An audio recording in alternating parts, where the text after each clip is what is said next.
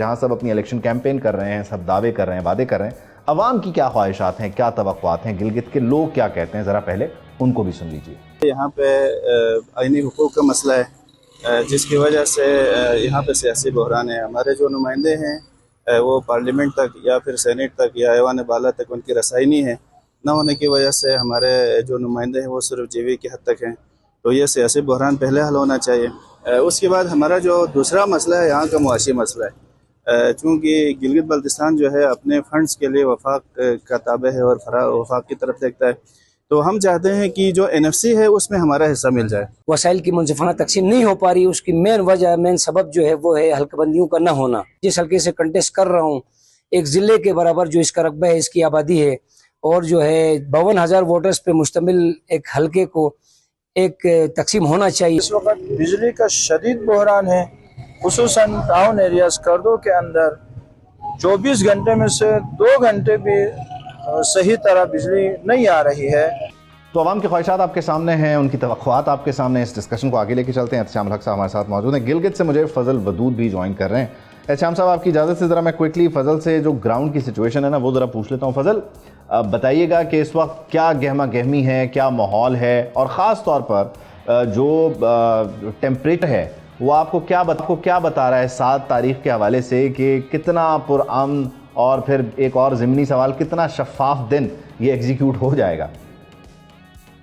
بالکل, جیسے کہ آپ نے پورا ڈیٹا جو ہے وہ مینشن کر دیا ہے 24 حلقوں کے حوالے سے. اور اس وقت جس حلقے میں میں موجود ہوں یہ GBA 2 گلگت 2 سے جانا جاتا ہے, اور یہاں پہ سابق وزیر اعلیٰ حافظ الرحمان بھی اسی حلقے سے پچھلی دفعہ بھی لڑے تھے, اور اس دفعہ بھی جو ہے وہ لڑ رہے ہیں. اور سابق ڈپٹی اسپیکر پاکستان پیپلز پارٹی جمیل احمد صاحب جو ہیں وہ بھی اسی حلقے سے ہی لڑے تھے. تو اور دوسری بات جو ہے یہ جو حلقہ ہے حلقہ 2 یہ head quarter Gilgit Baltistan province کا بھی ہے, تو اس لیے بھی یہ کچھ زیادہ ہی خاص اور اہمیت کا حامل ہے. اور ووٹرز کی تعداد بھی یہاں پہ 55,000 ہے, اور پورے پروونس میں سب سے زیادہ ووٹرز کی تعداد جو ہے حلقے کے نسبت میں اگر ہم لیں تو وہ اس حلقے کی ہے. اچھا, باقی آپ نے درجہ حرارت کی بات کی, تو اس وقت ٹمپریچر بہت ہی سیاسی جو ہے وہ ہائی ہو چکا ہے. اور جیسے کہ پاکستان پیپلز پارٹی, پاکستان مسلم لیگ نون اور دیگر جو جماعتیں ہیں وہ پہلے سے ہی میدان میں تھی, لیکن اس دفعہ ایک نیو جو پارٹی آئی ہے میدان میں, اور 15 انہوں نے اپنے گھوڑوں کو ریس میں چھوڑا ہوا ہے. استحکام پاکستان پارٹی جو کہ نئی پارٹی بھی ہے, لیکن ان کے کینڈیڈیٹس جو ہیں وہ کافی اسٹرانگ جو ہیں وہ سمجھے جاتے ہیں. ٹھیک ہے, یہ نئی پارٹی ہے لیکن امیدوار جو ہیں وہ تگڑے بھی ہیں. تو پھر یہاں پہ کیا احتشام صاحب کوئی سرپرائز ایکسپیکٹ کریں, یا وہی فارمولا ہے جس کا وفاق اس کا گلگت بلتستان؟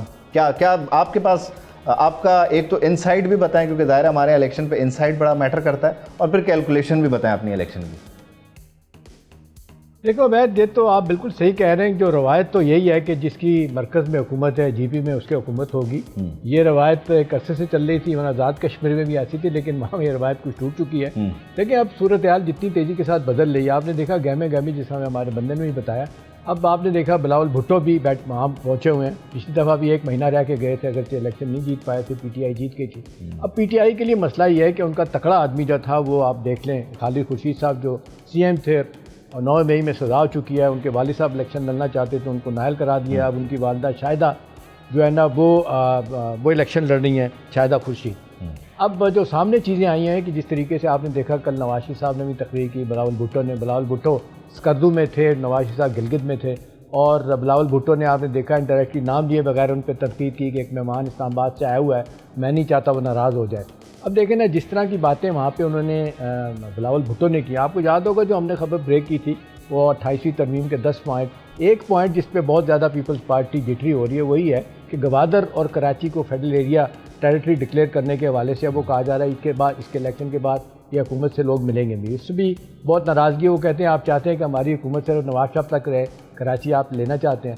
اور MQM جو ہے نا وہ کہہ رہی ہے کہ سادہ اکثریت اس وقت آپ کی ہے اپنی حکومت کی, PMLN کی, لیکن اگر عبید یہ ہٹ جاتے ہیں MQM والے تو سادہ اکثریت چلی جائے گی. وہ یہ کہہ رہے ہیں کہ جی نہیں, کامران تشوری کو دوبارہ آپ اپنا گورنر بنائیں, نہال ہاشمی کو ہٹائیں. اب کتنا حکومت کے لیے آسان ہے, کتنا مشکل ہے, یہ بہت اہم سوال ہے.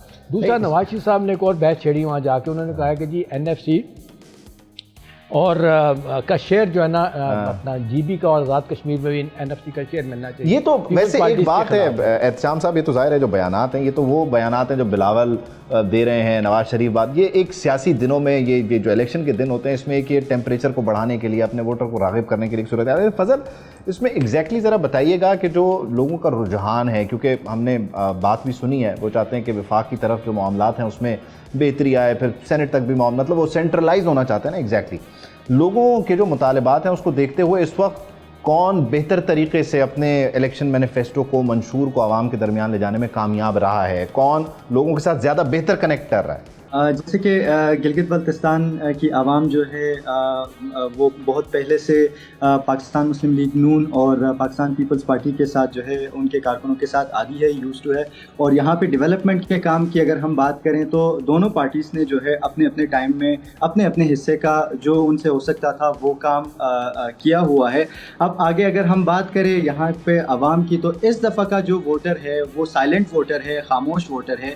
تو لاسٹ مومنٹ تک ہم کچھ نہیں کہہ سکتے، کیونکہ 20% اس وقت تک جو دکھائی دے رہے ہیں ریلیوں کی شکل میں یا مختلف جو ہیں سپورٹرز کی شکل میں، جو کہ پی پی کو بھی سپورٹ کر رہے ہیں اور ساتھ میں PMLN کو بھی سپورٹ کر رہے ہیں، اسی طرح IPP کو بھی سپورٹ کر رہے ہیں اور دیگر جو پارٹیاں ہیں ان کو بھی سپورٹ کر رہے ہیں. اسی میں میرے ایک ضمنی سوال شامل کر لیں فضل.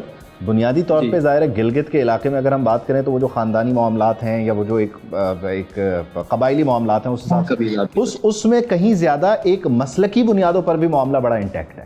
اس کو لے کر کیا پاکستان تحریک انصاف کی جو الائنمنٹ ہے وہ انہیں پے آف کر سکے گی وحدت المسلمین کے ساتھ جو ان کا اتحاد ہے؟ مختصر رکھیے گا، پھر مجھے احتشام صاحب سے بات کرنی ہے. جیسے کہ آپ نے مسلک کے حوالے سے بات کی، یہاں پہ مسلکی اعتبار سے جو دونوں علماء مکتبہ فکر کے ہیں تو انہوں نے اپنے خطاب میں بھی یہ مینشن کیا ہوا ہے کہ اس دفعہ ان کا الیکشن سے جو ہے کوئی لین دین نہیں ہوگا. اور جیسے کہ آپ نے سیاسی جماعتوں کی بات کی، جو مذہبی جماعتیں ہیں تو ان کا جو ہے PTI کے ساتھ جو کہ آزاد حیثیت سے لڑ رہی ہیں، تو وہ اس تگ و دو میں ہے یا اس ریس میں ہے کہ کہیں نہ کہیں جو ہے ان کی سیٹ نکل آئے اور یہ جو ہے GBA یعنی گلگت بلتستان اسمبلی کا حصہ بن جائے. ٹھیک ہے احتشام صاحب، یہ دونوں سوال، ایک تو ظاہر ہے جس کا پہلے آپ جواب دینا چاہ رہے تھے، دوسرا یہ جو الائنمنٹ پاکستان تحریک انصاف نے کیا وحدت المسلمین کے ساتھ، یہ پے آف کرے گی؟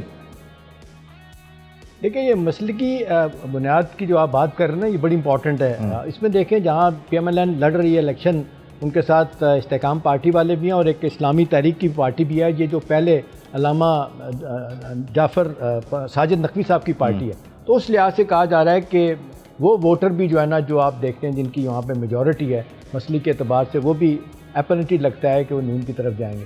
دیکھیں ایک سیٹ بیک تو PTI کو ہے نا کہ دیکھیں وہ بلے کا نشان نہیں ہے. مختلف لوگ اپنے اپنے طور پہ الیکشن لڑ رہے ہیں اور کسی کو کچھ نہیں پتہ کس نے کس طرف جانا ہے. تو نتیجتاً یہ بڑا جو لڑائی ہو رہی ہے جو آپ دیکھ رہے ہیں مقابلہ، یہ پیپلز پارٹی ہے PMLN کے زیادہ نظر آ رہا ہے. اچھا اس میں تو صحیح بات ہے، وقت کی کچھ کمی ہے. اس میں ایک چیز اور ہے، گلگت بلتستان کا جو لٹریسی ریٹ ہے اس کو دیکھتے ہوئے وہاں یہ چیز کہ الگ الگ انتخابی نشان پہ الیکشن نکالنا زیادہ ایزی ہو جائے گا، کیونکہ تحریک انصاف یہ کہتی ہے، میں نہیں، تحریک انصاف کہتی ہے کہ ہم نے تو پنجاب میں اور انٹیریئر سندھ میں بھی جہاں لٹریسی ریٹ کے اتنے مسائل ہیں وہاں پر بھی اس کو مینیج کیا، لوگوں کو بتایا کہ بینگن پہ لگانا ہے، آلو پہ لگانا ہے، ٹینڈے پہ لگانا ہے. تو وہ کہتے ہیں کہ گلگت میں ہمارے لیے ایزی ہے. خیر ہمیں انتظار کرنا ہوگا 7 جون کا اور دیکھنا ہوگا کہ نتائج کیا نکلتے ہیں. سبسکرائب کریں اور بیل دبائیں تاکہ کوئی خبر رہ نہ جائے.